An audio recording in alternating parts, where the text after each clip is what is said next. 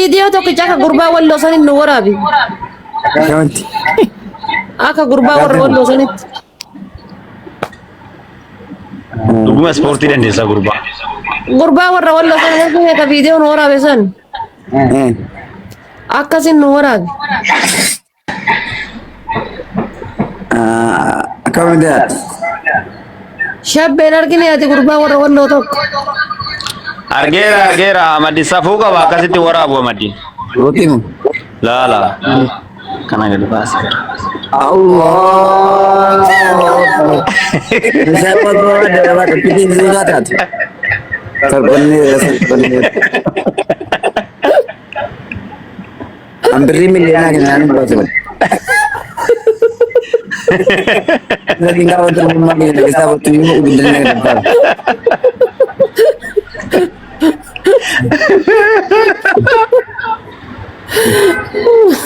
Ahmadin, والله ya ada di kan depan Ahmadin, giftina kennime abbaa dhibbaa.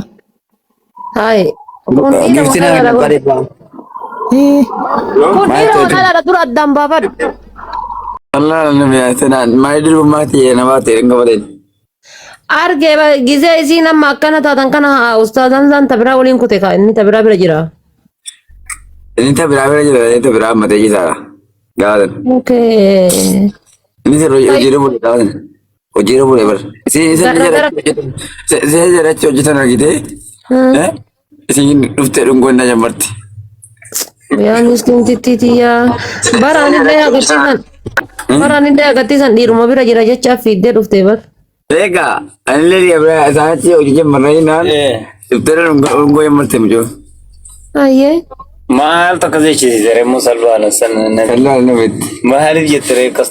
ini kembali kan kita nela dulu masa nana kisah beber Abbo sabi. wallahi Irin ka basin. Ega, ini kembali tata bibi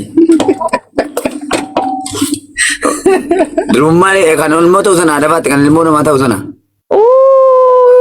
Maani makan sa. betul betul لا لا عندك الموت وثانا نواك بكمان تتنجر عن بيت Oleh. Mari yo ke ilmu rabbi aja kan rabbi ko cuy to ber. Iru kita fe demu ber. Aja na mati foto. والله سلا لا فبوسون قبضوا بيت سلا Mati foto ber. Sun yo la we. Ilmu ti ya ber sun.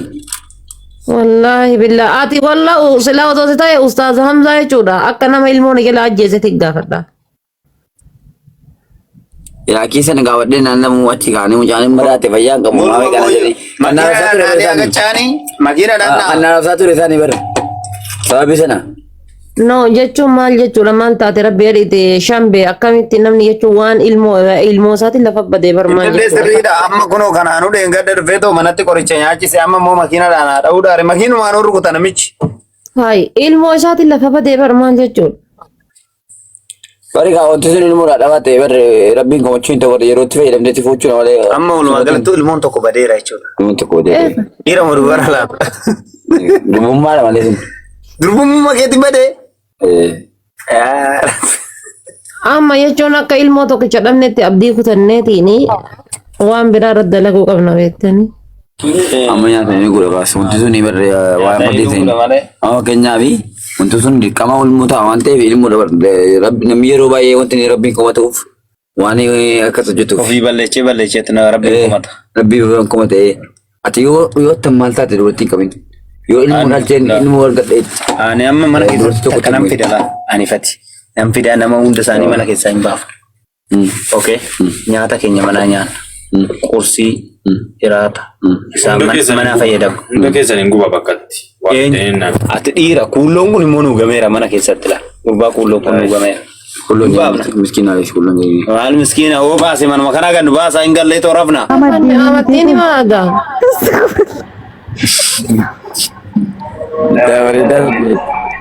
Kalas immoo kaadeenuma bakka waan ofiisitti foonuu Ahmadin. De gurbaa caammaa kee kaalaalti namni bara. Ahmadin itti aannaneeruma. Of ilaalaa Ahmadin itti na heerumsiisaan bee.